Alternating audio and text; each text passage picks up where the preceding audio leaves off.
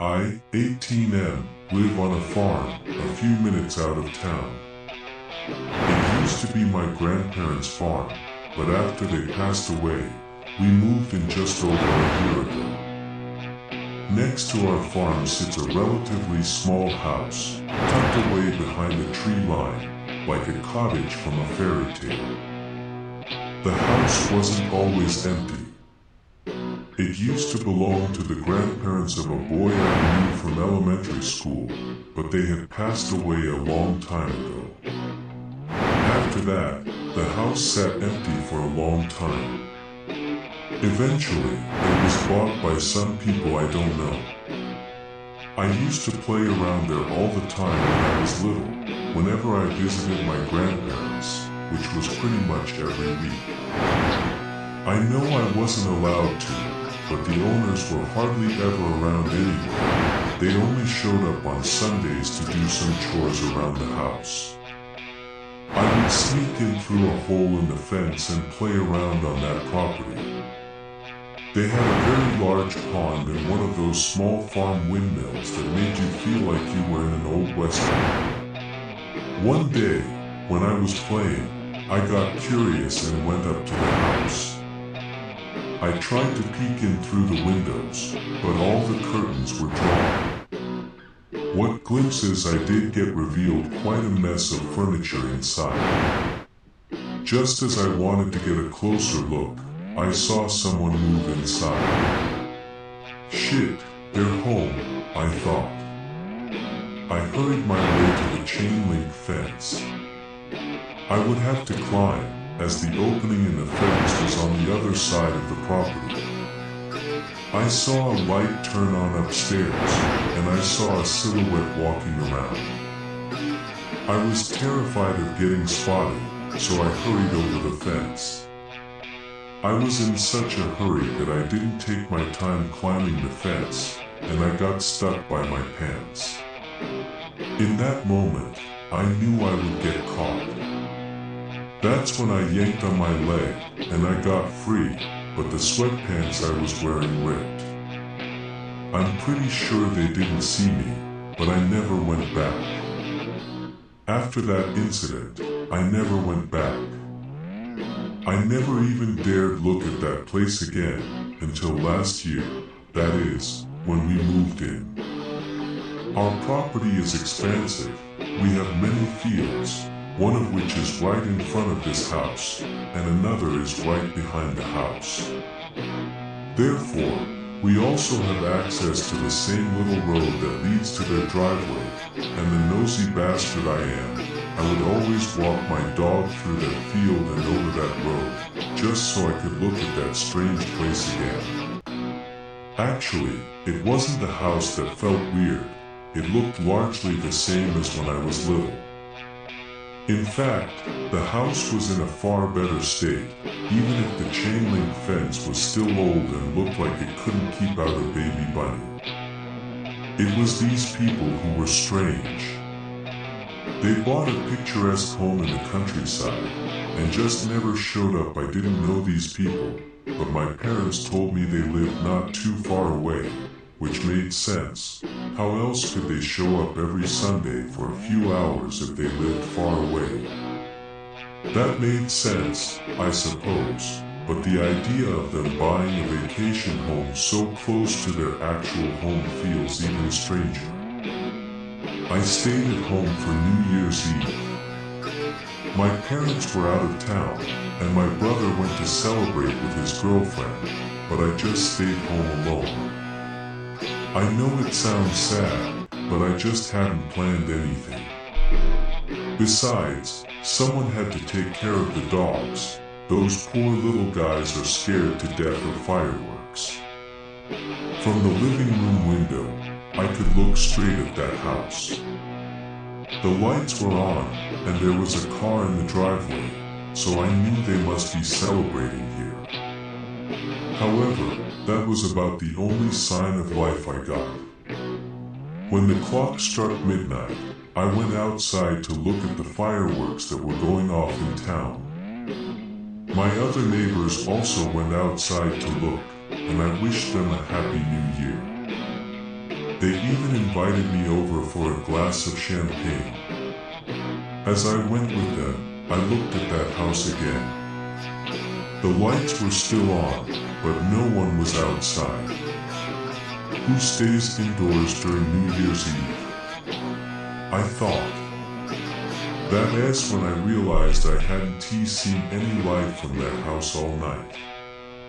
All the same lights were on, and I didn't even see a shadow moving behind the curtains. There was just nothing. I shrugged off the strange feeling I got and went inside with my neighbors. We chatted for a bit over an hour, and I forgot all about what I saw that night. That is when I called it a night. My parents would be home soon anyway. I walked back home, and that disturbed feeling in my gut returned as I looked back at that house. Nothing had changed. The living room light was still on. Nothing else. I didn't tell my parents when they got home. What was I supposed to say? The neighbors didn't wish me a happy new year. I just went to bed with that strange feeling. That was the first incident. Looking back, it was so tame compared to everything that followed. The next incident happened last week. I was walking my dog after dinner. It was around 7 p.m., so it was already dark out. I walked through the fields like I always do.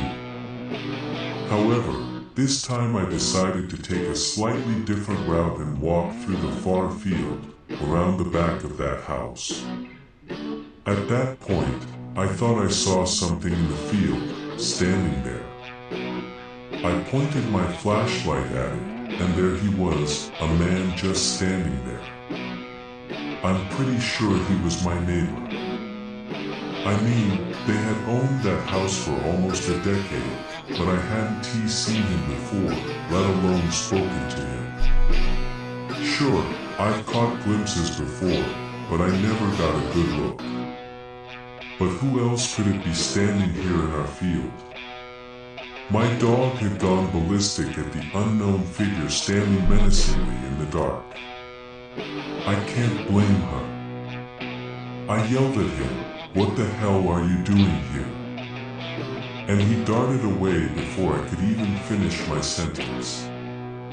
I wanted to go after him, but he was on the other side of the field.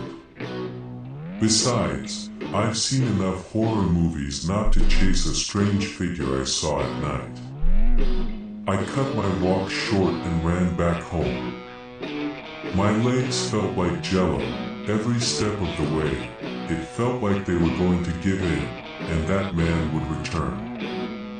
My dog didn't seem to have that problem. She ran as if her life depended on it. She practically dragged me along to the safety of my home. When I reached the front door, I was shivering. Tears streamed down my face, but I don't know if I was crying from the cold or from what I saw. My mother ran to me, and when she saw my face, she asked me what was wrong. I told my parents everything, and they were shaken too. My mother stammered. Maybe it was some crook who wanted to break into our shed to steal equipment another farm was broken into a few weeks ago. I'm sure that is what you saw, she said. It sounded more like she was trying to convince herself than me. I don't want you going back to that field at night anymore. Who knows what could have happened? She followed. I don't know how I managed to fall asleep that night, but eventually I did. The next morning, I went back to the field. Maybe it had all just been my imagination. It was dark after all. Sometimes you see things in the dark that aren't there, I told myself, even though I knew what I saw was real. What I found only confirmed my fears. After searching for a bit, I found muddy boot prints. I followed them for a bit, and I saw they led back to that house that asked when I remembered how startled he looked, like he wasn't expecting me to be there at all. I didn't think the neighbors were home anyway. There wasn't a car in their driveway after all. At that point, things started to click. I had been walking that same route every day for months. Every night. At the same time. The only difference that night was that I cut through the field. That ass when I realized something worse. He hadn't been startled. He'd been surprised I'd changed the route. In that moment, I thought back to that incident when I was a kid. I don't remember seeing a car that day. I would have noticed. I always did. If there had been a car that day, I never would have gone there. That day, I decided to change all my routines. I never walked the dog at TH.